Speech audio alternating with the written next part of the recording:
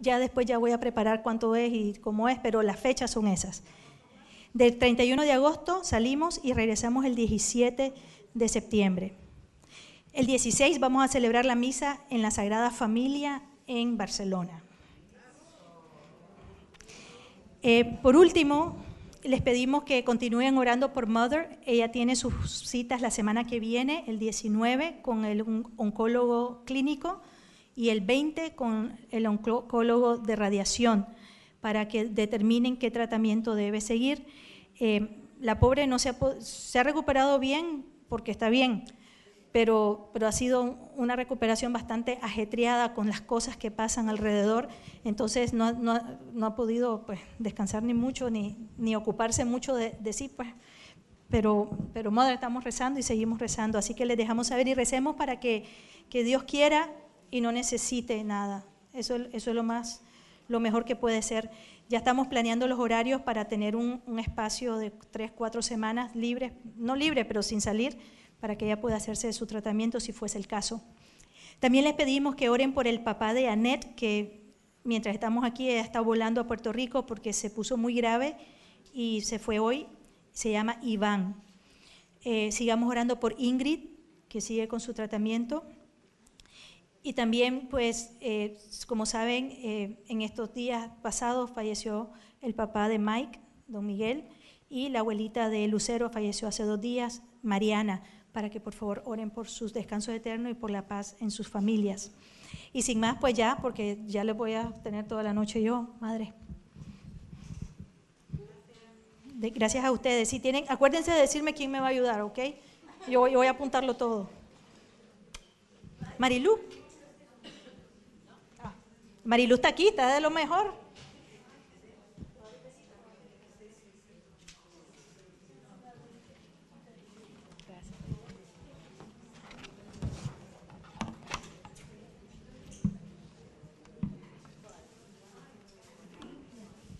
Buenas noches.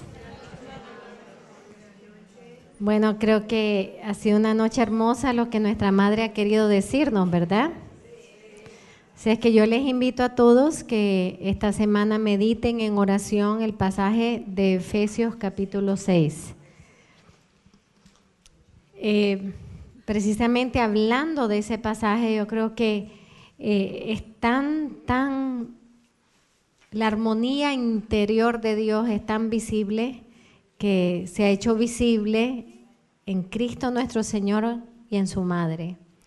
La armonía estoy hablando de empezar este nuevo año mariano, como se le ha llamado, incluso que se le ha concedido indulgencias plenarias a este año. Todos los 13, a partir del 13 de mayo al 13 de octubre, todos los 13 podremos obtener indulgencias plenarias si rezamos ante la imagen de Nuestra Señora de Fátima. Así que los tienen en su casa, pero nosotros trataremos de hacer algo especial cada 13 para honrar a la Virgen de Fátima y así pues ensalzar semejante centenario. Yo no sé si les pasa a ustedes, pero nacimos hablando de Fátima, ¿verdad? Y todo el mundo amaba a Fátima y tenía devoción a Fátima y jamás nos hubiéramos imaginado que nos tocaría a nosotros vivir este momento tan importante en la historia de la Iglesia como es el centenario de las apariciones de Nuestra Señora. Precisamente hablando de Efesios 6, lo que les decía, a mí me tocó profundamente que el Señor nos dice en su palabra: tomen las armas que Dios les ofrece. ¿Cuántas veces ustedes han leído Efesios 6? Muchísimas veces, estoy segura, ¿verdad? Pero ¿cuántas veces les había tocado esa frase? Saber que Dios mismo, por su amor, porque es nuestro Padre, y además que en Cristo Él conoce, porque vivió la batalla contra Satanás. Él mismo nos ofrece armas para defendernos de las insidias de Satanás mientras caminamos aquí en la tierra, mientras caminamos en el desierto de la vida. Y una de las formas en que Dios nos ofrece sus armas es la palabra de Dios, ya la escuchamos, los sacramentos, que son armas poderosísimas para nosotros. Yo no sé cómo nuestros hermanos cristianos pueden sin sacramentos. Ellos pueden solo con escudo, ¿ah? Ellos pueden nada más con la fe y con la espada del Espíritu, que es la palabra, pero nosotros tenemos el resto de las armas. Y por eso también tenemos muchísima más responsabilidad, porque nosotros tenemos el poder de los sacramentos. Tenemos el poder de los sacramentos, el poder de la palabra. Nosotros somos una iglesia de sacramento y de palabra. Y de palabra que se encarna en los sacramentos. Pero también somos una iglesia que tiene padre, que tiene madre, una iglesia que tiene magisterio, tiene tradición, tiene sacramentales, tiene santos, hombres y mujeres que han caminado a través de su propio itinerario de vida, luchando también con las mismas acechanzas que nosotros tenemos que luchar. Y tenemos la asistencia de los ángeles con sus 9 coros, ¿ah? No solamente de algunos angelitos. Tenemos la asistencia de los 9 coros de ángeles, más tenemos la asistencia de todos los rangos de hermanos y hermanas mayores que están en el cielo. Tenemos doctores, tenemos confesores, tenemos mártires, tenemos apóstoles, patriarcas, tenemos de todo. Todo el cielo está a favor nuestro, defendiéndonos. Pero de una manera singular, Dios ha querido hablarnos de sus armas a través de la voz de su madre. Cuando Nuestra Señora viene, así empezó el mensaje, ¿verdad? Cuando Nuestra Señora se aparece, siempre se aparece en momentos críticos de la historia. Tenemos que hacer una hermenéutica de esa realidad, porque ella no viene en los momentos donde estamos en la fiesta, ¿no? Ella se aparece en los momentos difíciles de la historia de la humanidad. Como buena madre, se aparece cuando sus hijos más la necesitan. ¿Qué es lo primero que pide? No importa en qué color se aparezca, cómo sea el vestido, donde sea, en qué idioma, si es morenita, si es blanquita, con ojos azules, ojos negritos. ¿Qué es lo primero que ella pide? Oración. Nosotros no seguimos leyendo la lectura de Efesios 6, ustedes pueden. El próximo versículo es: oren siempre, oren incesantemente. Nuestra madre se aparece siempre ¿con qué en la mano? Con un rosario. ¿Qué nos está diciendo con eso? Recen el Santo Rosario. Y en Fátima nos pidió: recen el Santo Rosario todos los días. O sea, nosotras estamos haciendo la campaña de los 13 millones para recordarle a la gente que hace 100 años la Virgen pidió que recemos todos los días el rosario por la paz del mundo. Ahora yo les quiero hacer una pregunta, hermano. Eso fue hace 100 años, ¿verdad? El 13 de mayo. Sin embargo, fue el siglo más violento de la historia humana. Siglo de 2 guerras mundiales, casi 3. Se detuvo después vamos a ver por qué. De 2 guerras mundiales, de grandes sistemas totalitarios que acabaron con pueblos enteros, de grandes experimentos con la persona humana que llevaron a denigrar la visión del hombre. O sea, ¿cómo es posible que se aparece la Virgen y pide el rosario diariamente por la paz y no la vimos esa paz? Todavía no la hemos visto. O sea, todavía no se ha cumplido la promesa de la Virgen. ¿Qué falta para que se cumpla? Quiere decir, 2 y 2 es ¿cuánto? 4, ¿verdad? Si la Virgen pide, recen el Santo Rosario por la paz del mundo diariamente. Y el mundo lo que menos tuvo fue paz. ¿Qué significa? Que nadie le hizo caso. Por eso estar en el centenario de Fátima es un poquito bittersweet. ¿Me entienden lo que quiero decir? Es dulce porque saber cómo nuestra madre vino en el siglo más peligroso, hasta ahora el más peligroso de la historia, vino en medio de la Primera Guerra Mundial, vino unos 3 meses antes que entrara el gobierno ruso a gobernar y a esparcir errores por todo el mundo. Vino y lo dijo todo ello. Ella lo dijo todo. Vino para evitar todo lo que vendría. O sea, por un lado es lindo saber que no estamos solos, que nuestra madre se preocupa y que el Señor la envía, porque ella no viene por sí misma, ella viene como mensajera de Dios, mensajera materna. Pero al mismo tiempo es doloroso, por lo menos yo lo experimento doloroso, de que si ella pidió que rezáramos, que hiciéramos penitencia, que nos consagráramos a ella, o sea, nos dio todas las armas para evitar esos males, qué poco caso le hicimos, porque no se evitaron los males. Al contrario, hermano, se esparcieron por el mundo entero. Lo que ella dijo, si no escuchan mis palabras, si no hacen lo que yo les digo, esto y esto va a pasar. Y pasó al pie de la letra. Ustedes, madres, conocen ese lenguaje, ¿verdad? Ustedes no le dicen a sus hijos, hagan esto y esto y esto, y si no lo hacen, miren, les va a pasar esto y esto, y pasa.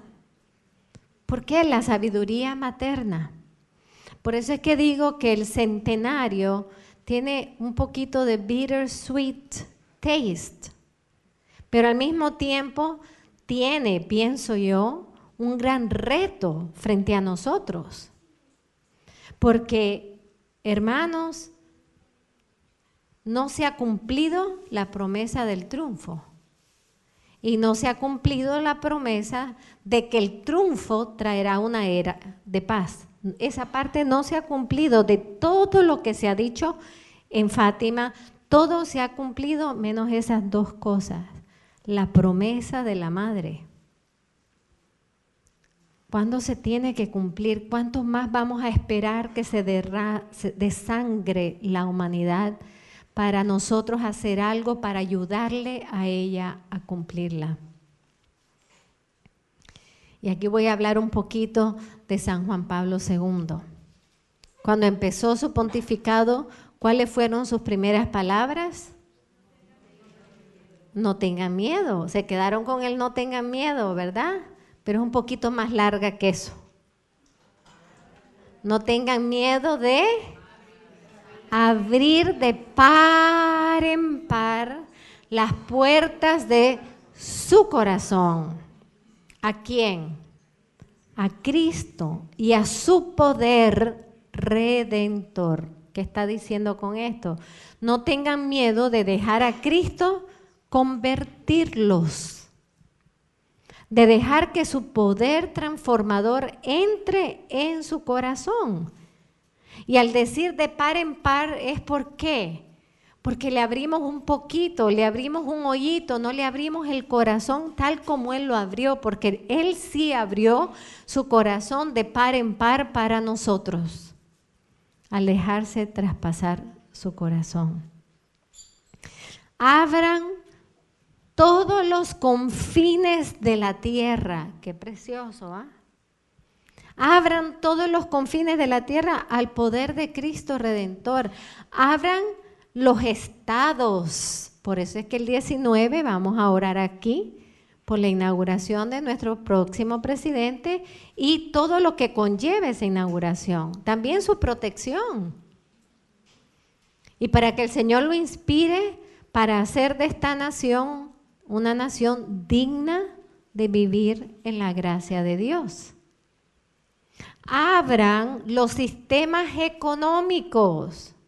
Todo eso dijo Juan Pablo. O sea, ¿qué dijo? Pongan todo lo que les pertenece a la autoridad de Dios. Abran los sistemas políticos, los extensos campos de la cultura, los extensos campos de la civilización y del desarrollo. No tengan miedo, que Cristo conoce lo que hay dentro del hombre y es el único que lo conoce y el único que le puede dar respuestas. Ahora, si nos ponemos a ver, hermanos, estas palabras de Juan Pablo, no importa si fueron dadas hace del 78 para acá, ya van a ser casi 40 años, ¿ah? Siguen resonando como eco en toda la humanidad. Y se los puedo decir nosotros, por donde quiera que viajamos, o el año antepasado cuando llevamos la reliquia, que ya pronto viene el próximo mes, cuando llevamos la reliquia de la sangre de Juan Pablo, era impresionante ver en todas las calles, en todas las diferentes decoraciones de los países que fuimos, todos eran, no tengan miedo, o decir en inglés, do not be afraid. Pero eso sigue resonando en el eco del corazón de la iglesia y del hombre y la mujer del mundo contemporáneo. ¿Y por qué sigue siendo un eco? Primero que nada, porque ese grito salió de la boca de San Juan Pablo II, pero como él mismo dijo, fue el Espíritu Santo quien le gritó eso a la humanidad del siglo XX y del siglo XXI. Por lo tanto, no nos podemos olvidar, porque la humanidad, tanto del siglo pasado como la humanidad de nuestro siglo, tiene miedo. O si no, díganme ustedes cada vez que abren la televisión o internet. Hay gente que me ha dicho a mí, yo ya cerré computadora, yo ya cerré todo porque me da todo mucho miedo. Vivimos en la era del temor. Por eso se llama terrorismo, ¿no? Para crear terror. Fíjense, cuando estábamos viendo la noticia tan terrible del aeropuerto en Fort Lauderdale. Antes teníamos miedo de estar arriba en el avión. Después hicieron un ataque en el ticketing. Entonces teníamos miedo de estar en donde uno pues está registrándose, ¿no? Y ahora fue en el luggage. Entonces ahora ¿dónde vamos a estar en el aeropuerto? Si lo vemos a nivel de lógica humana, pareciera que ya no hay ningún lugar en la tierra que sea refugio, que sea safe, que sea seguro. Y de verdad que es así, hermano. De verdad que es así. Ahora, en un mundo que iba a llegar a ese momento, donde nada parece ser un lugar seguro o de refugio, la Virgen se aparece en Fátima y dice, no temáis, mi inmaculado corazón será tu refugio y el camino seguro que te conducirá a Dios. En un mundo de tantos errores y tantas confusiones, donde uno dice una cosa, el otro dice otro y se pelean en público, porque ahora todo es en público, ¿verdad? Antes se peleaban en las casas, escondidos. Ahora todo es en público y en blogs, donde es tan fácil confundirse para saber cuál es el camino verdadero para llegar a Dios. La Virgen vino a decirnos, entren en mi corazón y allá aquí adentro van a estar cuidados. Cuidados en su alma, que es lo primero, ¿ah? Pero también hemos visto a la Virgen cuidarnos de muchas cosas físicas. Por eso las campañas de las medallas en las costas y otra que después les diré al final, ¿alguien me acuerda? Que la de las costas, por favor, no cese. No cese porque faltan muchas costas. Y de paso les pido que le vuelvan a poner a la Florida, porque detuvimos al huracán. Pero vamos a redoblar la muralla de protección. San Juan Pablo II tenía una mirada agudísima. ¿Se acuerdan de él? Cuando levantaba los ojos y miraba, y uno decía, ¿qué estará viendo? Una mirada agudísima para leer no solamente los misterios de Dios y saberlos plasmar en sus escritos, que son un tesoro que guiará a la iglesia por todo el tercer milenio. Pero tenía una mirada agudísima para entender los signos de los tiempos. Y por eso es que él entendió, después, especialmente después del 13 de mayo del 81, entendió que había que adentrarse en el mensaje de Fátima y descubrir en esta aparición y en todas las palabras de nuestra Madre la historia del siglo XX y la del siglo XXI. Y fíjense que insisto la del siglo XXI, porque en el año 2000 San Juan Pablo dijo que lo que se había dicho en Fátima todavía no había llegado a su revelación, a su realización.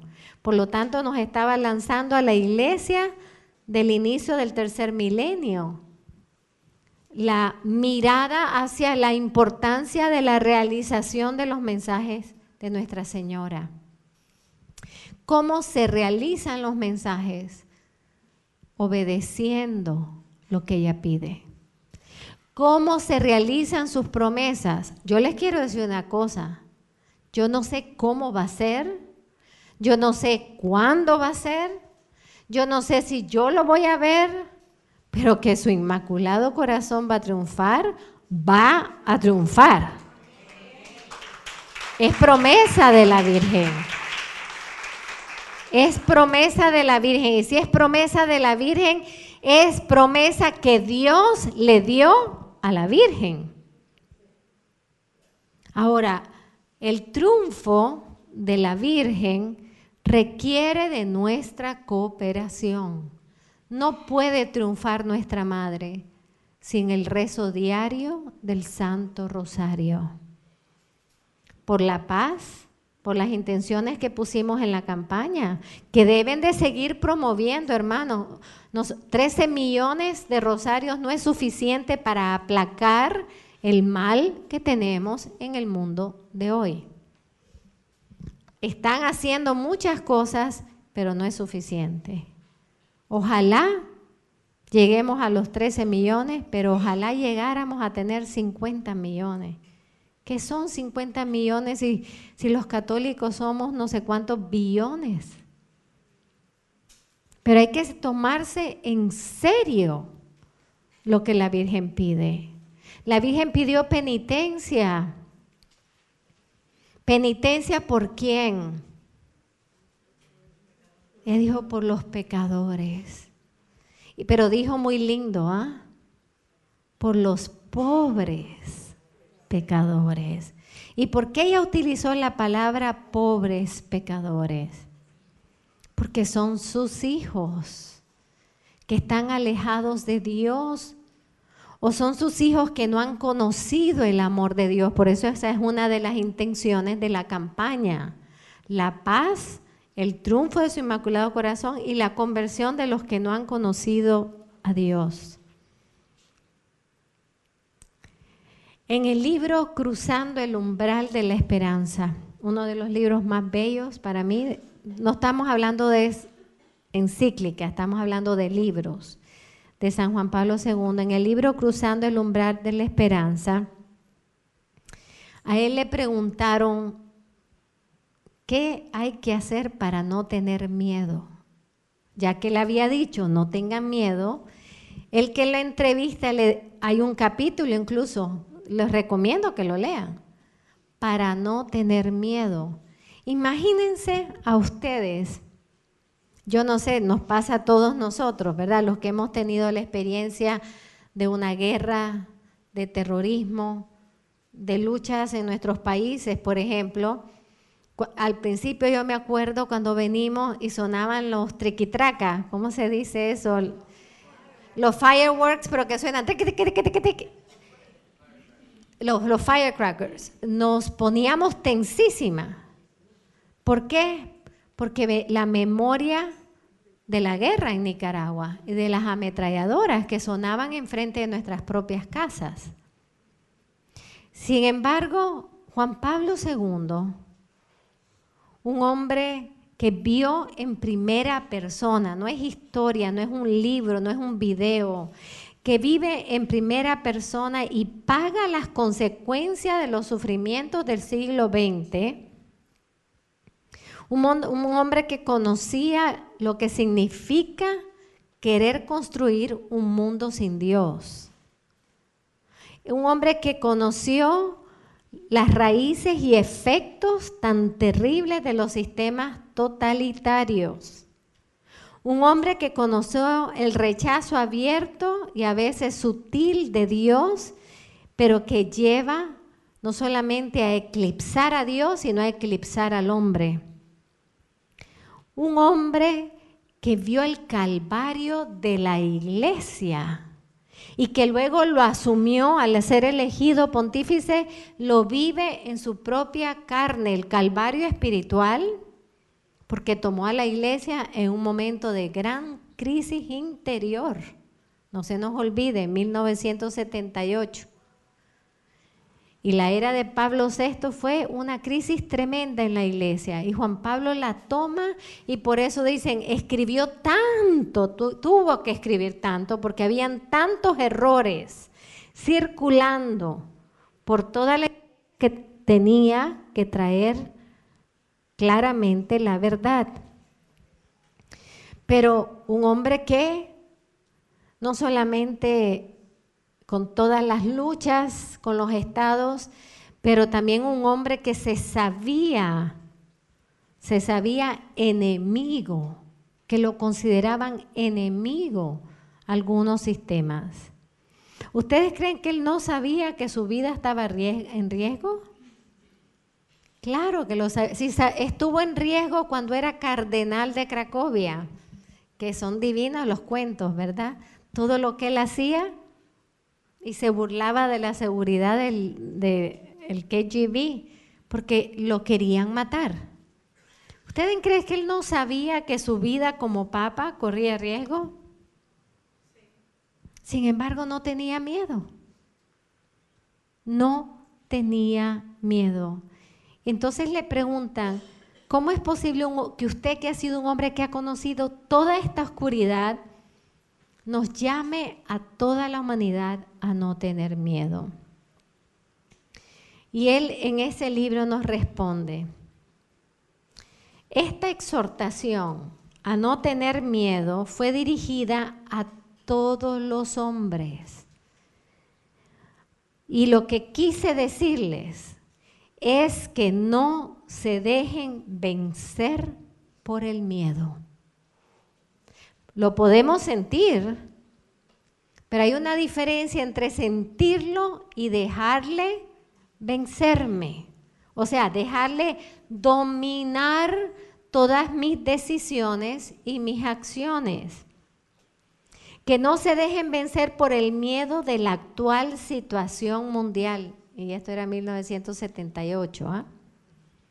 A no dejarse vencer por tantas amenazas o por tantas nubes oscuras que se presentan en el horizonte de todas las realidades humanas de nuestro mundo contemporáneo.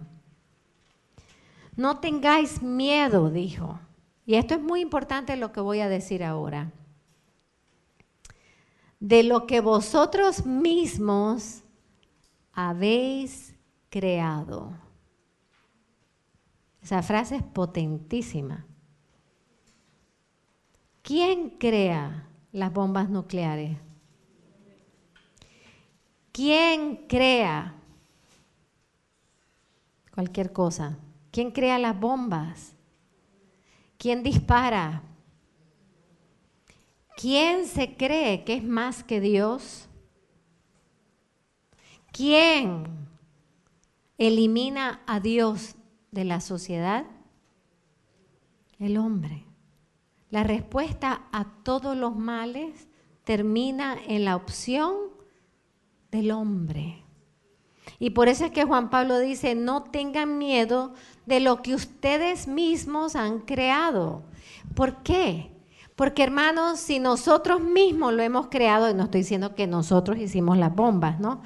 Pero nosotros tal vez tiramos algunas bombitas, ¿ah? Sí. Tal vez no nucleares, pero tal vez lo hacemos con la boca, a nuestro cónyuge, a nuestro hermano. Tal vez una actitud, un mal gesto, una mal cara.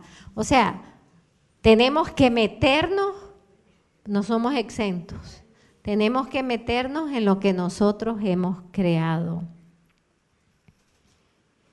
Pero ¿por qué no podemos tener miedo? Porque, hermanos, si nosotros lo creamos, también nosotros lo podemos descrear. Por eso, usted no sé, ¿por qué hay gente experta en deshacer bombas? Porque como bombas las crearon los hombres, hombres saben cómo deshacer las bombas. Pues eso es lo que Juan Pablo está tratando de decirnos aquí. Si ustedes han creado una cultura sin amor, les toca a ustedes ahora crear una civilización de amor. Si ustedes han construido un mundo sin paz, les toca a ustedes construir un mundo con paz. Y esto no es utópico, hermanos. Les voy a decir algo con todo mi corazón. O lo hacemos o no habrá mucho mundo por largo tiempo. Y eso no lo digo yo, lo dijo Benedicto XVI al iniciar su pontificado. El siglo XXI o regresa a Dios o no va a existir.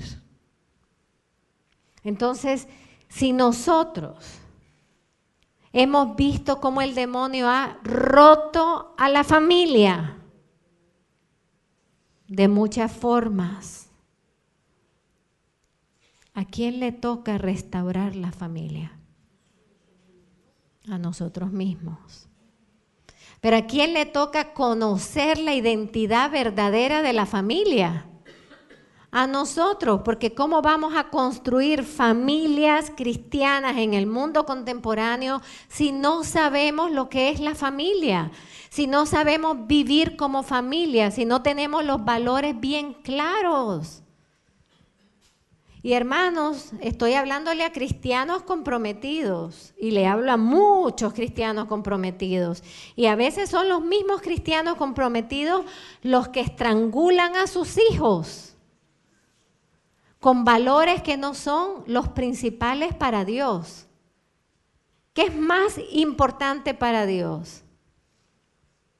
¿Que tu hijo vaya a la mejor universidad o que tu hijo sea un hombre honesto?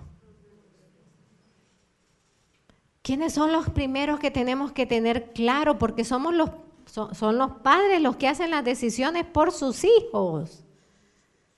Ya llegará una época en que ellos los harán solos, pero ustedes tienen que enseñarles a formarse valores y a hacer sacrificios por esos valores.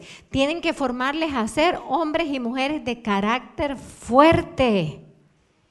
Porque la persona sin carácter fuerte hoy no sobrevive. Está totalmente vulnerable a las fuerzas del enemigo y del mundo. No tengáis miedo tampoco, dijo Juan Pablo, de lo que ustedes han producido. ¿Qué hemos producido? ¿Alguien me puede decir qué hemos producido? Hemos producido de alguna manera, claro, instigados por Satanás, un mundo generalmente, no todo mundo, pero en general un mundo sin Dios. Y un mundo sin Dios se desintegra tarde o temprano. Un mundo sin Dios se voltea en contra del hombre. La víctima de un mundo sin Dios no es Dios. Somos nosotros. Y nos toca a nosotros pararnos. Les voy a contar un testimonio, no sé si lo vieron. Ay, yo lo aplaudí. Casi que quería volar a ese pueblo en Wisconsin solo para unirme. Resulta que hay un pueblo en Wisconsin que pusieron en el medio del pueblo un árbol gigante de Navidad, como es muy típico, ¿verdad? Aquí en los pueblos americanos. Y pusieron una cruz, en vez de estrella pusieron una cruz. Y esta asociación de ateos, que siempre están metiendo lawsuits, le metieron un lawsuit y obligaron a quitar la cruz. ¿Qué creen ustedes que hizo el pueblo? Esa es mi gente. El pueblo entero, había que ver desde niños, adolescentes, jóvenes y viejos, todas las edades. Construyeron cruces de madera de 12 pulgadas y se pusieron parados todo el pueblo en todas las calles con las cruces en alto y a repartirle cruces a todo el que pasaba por el frente. Eso es un triunfo del Inmaculado Corazón. Eso es un triunfo del Inmaculado Corazón. Quitaron una cruz y no se dieron cuenta que les iban a hacer 10,000 cruces. Pero eso se requiere, hermanos, tener la mirada puesta en los signos de los tiempos. O construimos una cultura y peleamos por una cultura cristiana, o vamos a seguir viendo las consecuencias que ya vemos. El mundo, dijo Juan Pablo, se le está convirtiendo cada día más peligroso para el hombre. Es lo que hoy vimos. Esto lo dijo en 1980 y pico. Y hoy nosotros lo entendemos. ¿Por qué no debemos temer? Cuando tenemos muchas razones para hacerlo, ¿verdad? Porque nosotros no somos ciegos ni tontos. Al contrario, tenemos que ser muy agudos en nuestra mirada para discernir cómo la serpiente se cuela, para con ella aplastar la cabeza. Solitos no se metan, ¿ah? Es con ella. Porque la única que tiene promesa de aplastarle la cabeza a la serpiente, ¿quién es? Es ella. Ustedes agárrense de ella, cuélguense de ella, métanse en el Inmaculado Corazón y que su piel lo aplaste. No debemos tener miedo porque somos amados. Porque nosotros no estamos abandonados a las fuerzas del mal. Y fíjense que somos tan amados que desde el principio del Génesis ya el Padre nos está mostrando que aunque nos hemos separado de Él, que aunque hemos pecado contra Él, que aunque le hemos desobedecido, Él nos va a salvar. ¿Por qué no debemos tener miedo? Hermanos, si estamos con Dios, ¿quién contra nosotros? Pero hay que estar con Dios, no una vez a la semana. Toda mi vida de Dios consagrada al corazón de Cristo y al corazón de su madre.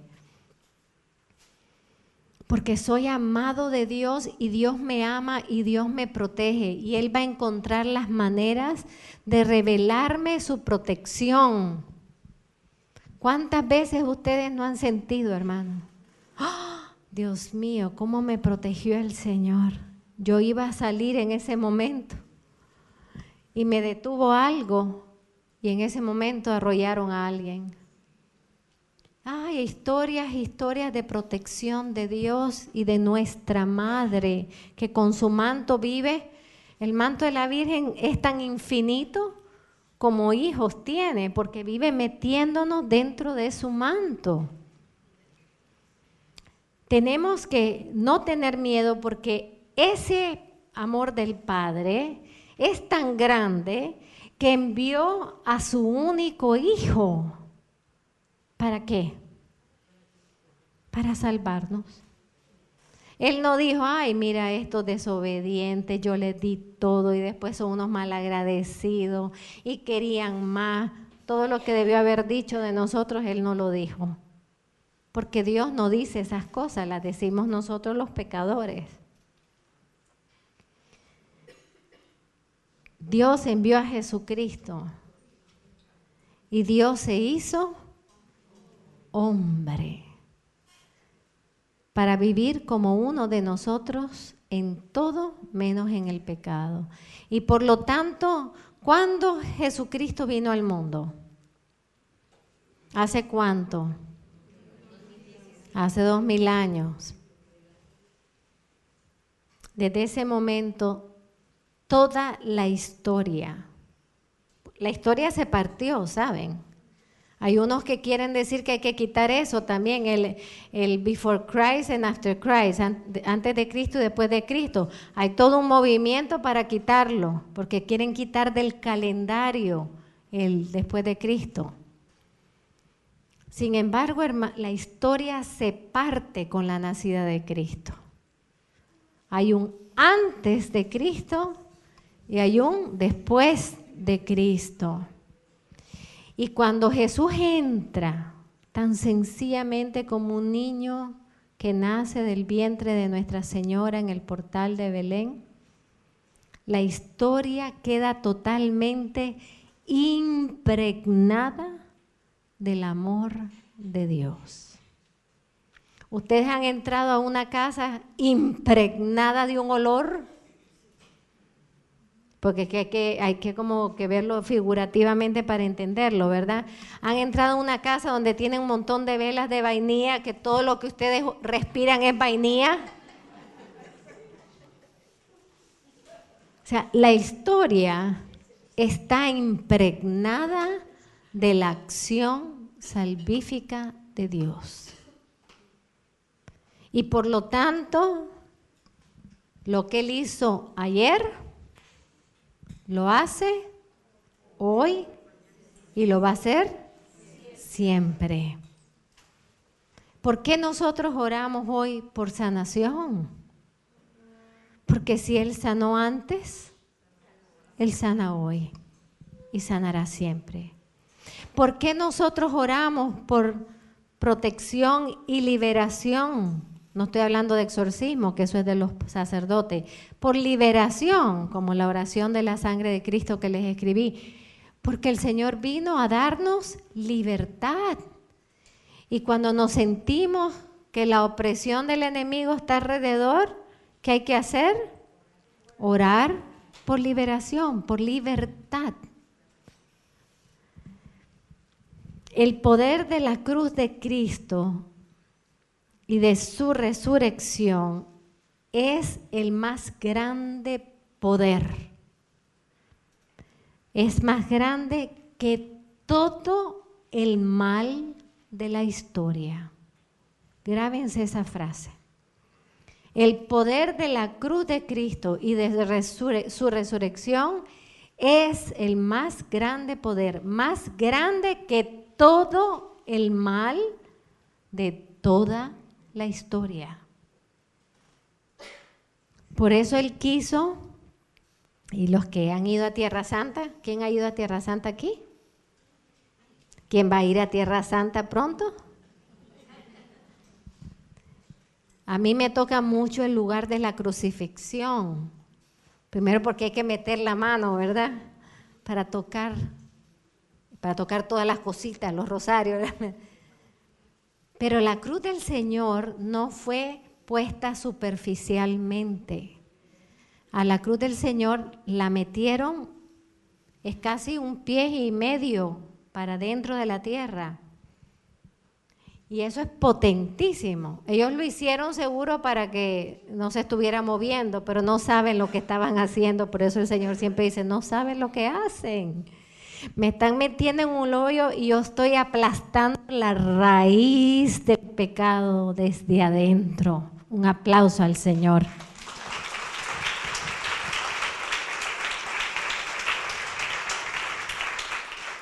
Ellos no sabían que al crucificar al Dios hecho hombre y al Él derramar su sangre por puro amor a nosotros, nos estaba bañando a todos nosotros con el poder salvífico de su preciosísima sangre. Un aplauso a la sangre del Señor.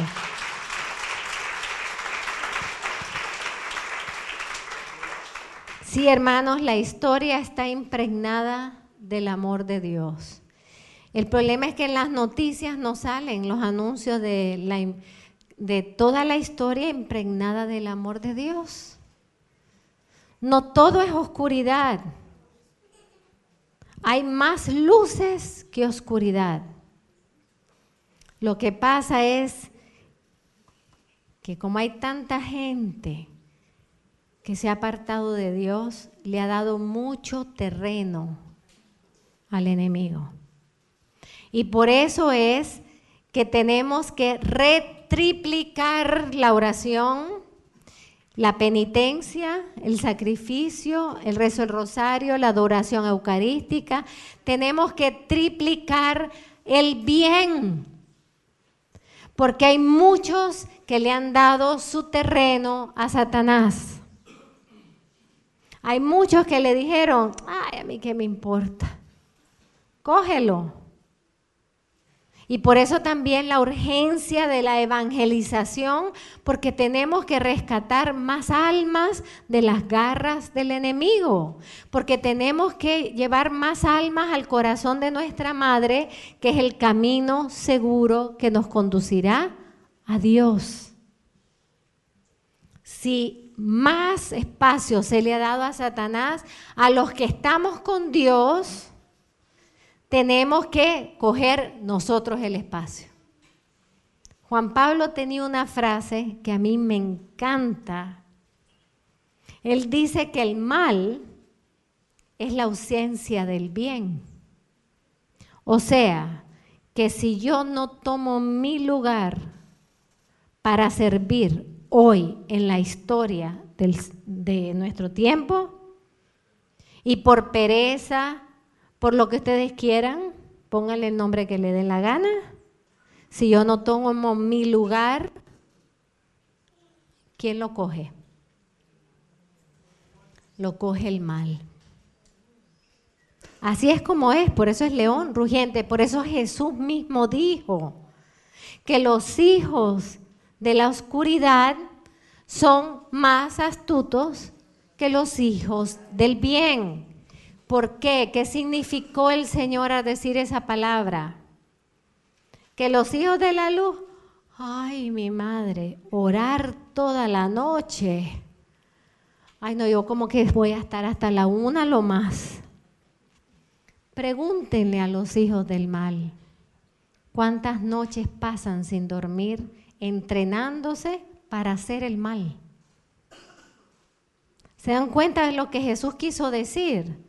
Que nosotros, los cristianos, que deberíamos ser al revés, deberíamos ser militantes, deberíamos ser fuertes, deberíamos ser conquistadores de las almas y del bien, le damos el espacio libre a Satanás por cualquier cosa. Ay, no voy al cenáculo porque empezó a llover.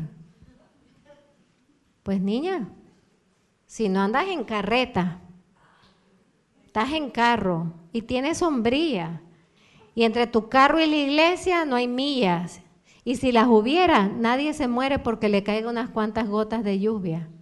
O sea, ¿qué pasa, hermano? Nos hemos acomodado y por eso le estamos dando terreno a Satanás, porque él no descansa ni los suyos. Y acuérdense que en la promesa del Génesis, ¿cuál es? Pondré enemistad entre ti y ¿quién? Y la mujer. Entre tu prole. ¿Son ustedes prole de la Virgen? ¿Y la prole de quién? De Satanás. O sea, Satanás tiene prole, ¿ah? Tiene mucho pueblo. Y la Virgen no necesita pueblo. La Virgen necesita hijos. Hijos fieles. Hijos que están atentos a su palabra, a su dirección, a las llamadas de la Virgen. El otro día en el programa de radio creo que fue que dije, no hablemos de los mensajes de la Virgen, hablemos de las llamadas de la Virgen. Porque cada vez que ella nos llama, nos está dando un medio eficaz para vencer los males de nuestro tiempo. A nivel personal, ¿cuántas conversiones, hermanos, se dan en los santuarios marianos? Como en ningún otro lugar. En todo el mundo hay conversiones, pero en los santuarios marianos las conversiones son masivas. ¿Por qué? Porque está todo tan impregnado de Dios, tan impregnado de gracia, tan impregnado de amor, de dulzura, que es imposible para el corazón humano, a menos que esté sumamente endurecido, no percibir esa presencia y esa llamada.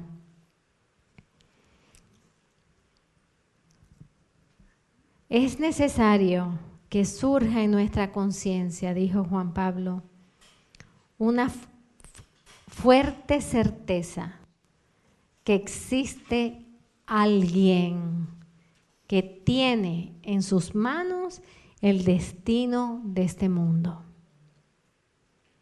¿Y saben por qué es importante eso? Porque hay mucha desesperanza en nuestro mundo. Hay que proclamar al mundo contemporáneo que veamos lo que veamos, hay alguien que está por encima de todo eso y ese alguien se llama Jesucristo. Y que el destino del mundo no está a manos de cualquiera, aunque sí podemos hacer mucho daño como podemos hacer muchísimo bien. Pero el árbitro, el juez, el rey del mundo es Jesucristo. Y eso no hay retroceso. Él es el rey. La gran pregunta no es si Él es el rey del mundo. La gran pregunta es si yo estoy con Él en su reino. Si yo coopero para que ese reino se expanda por el mundo entero. Si yo vivo según la ley de su reino. Porque ¿cuántos me dicen, yo amo a Jesucristo, pero a mi manera? Ustedes, eso es lo único malo que hizo Frank Sinatra. I did it my way. Que la cantan por todos lados. Y yo digo, ¿y estamos entendiendo lo que dijo? Con un orgullo termina esa frase, ¿verdad? La canción es linda, tiene música linda, romantiquísima, todo lo que ustedes quieran, pero al final te lanza una y todos lo cantamos a grito partido. Pero al final, I did it my way. Esa frase, con toda y la bella voz de Frank Sinatra, no es cristiana. Porque nosotros los cristianos no decimos al final, I did it my way. Nosotros tenemos que decir, al final, Señor, lo hice según tu santa y perfecta voluntad. Muy diferente.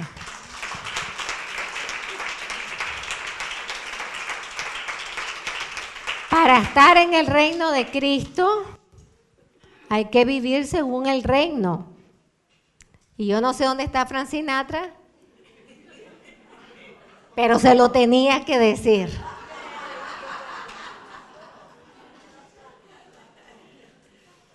Si le pudiera cambiar el final, la canción se arregla.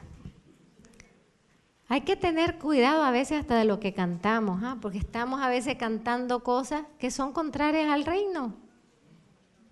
Y porque suena bonito. Y porque se baila bonito. Bailando bonito te vas a ir por el otro reino, Hay que estar claros, hermanos. Hay que estar claros, o estamos con Él o no. Y el Señor dijo, el que está conmigo no puede pertenecer a otro reino. Y el que no está conmigo desparrama. O sea, anda desparramado. Ustedes me entienden esa palabra, ¿verdad? Anda desorientado por la vida. Hay que vivir según el reino, que quiere decir según los mandamientos del Señor. ¿Cuántos cristianos superlíderes me han dicho a mí? Ya los mandamientos son antiguos. Bueno, son tan antiguos, mijito, que no importa que te vengan y te roben a tu esposa, ¿no? ¿Cuál es el problema? Son tan antiguos que no importa que alguien que le gusta tu carro te lo quite. O sea, hermanos, o somos o no somos. Y no estamos en tiempo de medio somos. ¿Ustedes conocen a alguien que medio es? O somos cristianos o no somos. O vivimos según los valores del Evangelio o no los vivimos. Jesús es el Rey del mundo. Hay uno que se cree príncipe y es príncipe para muchos, Y eso está en el Evangelio. El Señor mismo dijo, hay muchos que se van con el príncipe del mundo, que es Satanás. No dijo el rey del mundo, dijo el príncipe. Porque como él le gusta imitar a Jesús, quiere tener poderío. Pero Satanás tiene límite, porque Satanás es criatura. Cristo es el Rey del mundo. Y no hay cosa para mí más bella que leer las historias de estos mártires mexicanos como Joselito, el niñito, o el Padre Pro, que morían gritando que ¡Viva Cristo Rey! Y uno ve eso y dice, ¿y aquí en qué se ve el reino? ¿Saben en qué se ve el reino? En que ese niñito con los pies rajados caminando entre piedras prefería morir que negar a Jesús. Si eso no es conocer el reinado de Cristo, no sé qué es. Un reinado que no tiene fin. Por eso es que no importaba ser mártires. Porque importa ser mártires si cuando morimos ahí se acaba todo.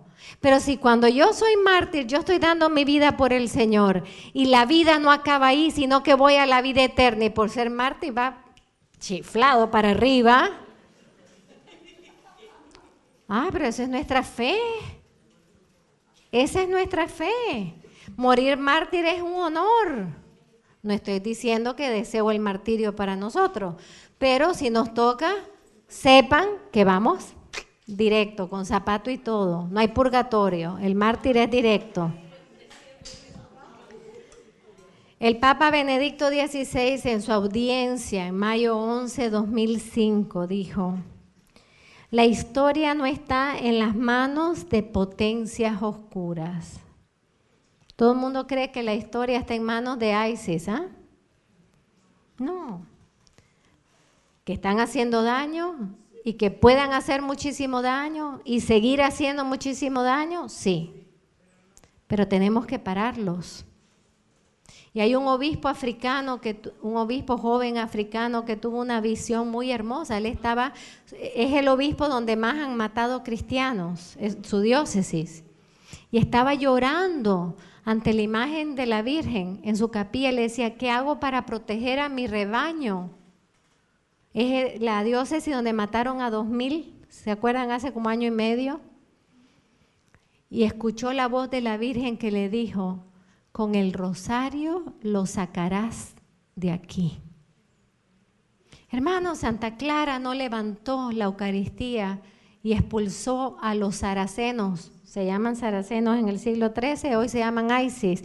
No los expulsó con el poder de la Eucaristía. Díganme si no hay poder en la adoración eucarística. La historia no está en las manos de potencias oscuras, tampoco está en manos de la casualidad. Ustedes no han oído que todo el mundo, ¡qué casualidad! Sí, no me diga. Ni tampoco está únicamente en las opciones humanas, aunque sí tenemos poder de hacer algo en la historia con nuestras opciones, para el bien o para el mal.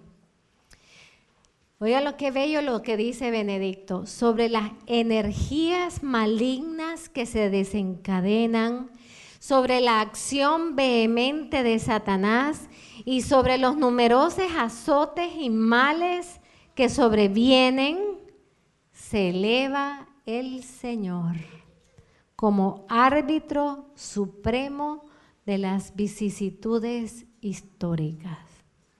Qué palabras más bellas. Yo las voy a imprimir y como que las voy a pegar en todas las paredes del convento. Porque necesitamos saber, hermanos, ante la acción vehemente de Satanás, que la vemos. Claro que la vemos. Como nunca, unos asesinatos y unas cosas tan extrañas. Ante los numerosos azotes. ¿O ustedes no se sienten azotados? ¿Me lo dicen o me lo preguntan? Y ante los males que pasan y sobrevienen. Y él está hablando esto el 2011. Se levanta el Señor. ¿Por qué se levanta el Señor?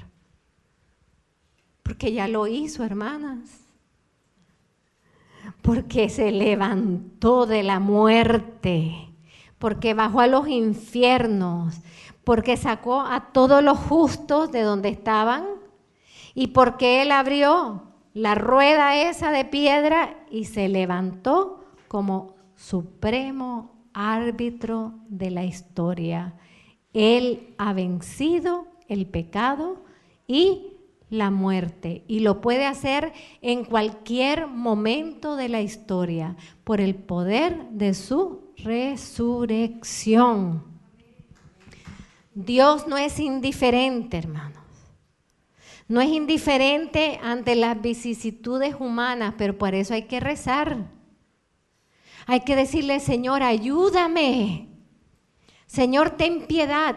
Cuando leen el Evangelio, todos los que pedían la ayuda del Señor, ¿cómo le pedían?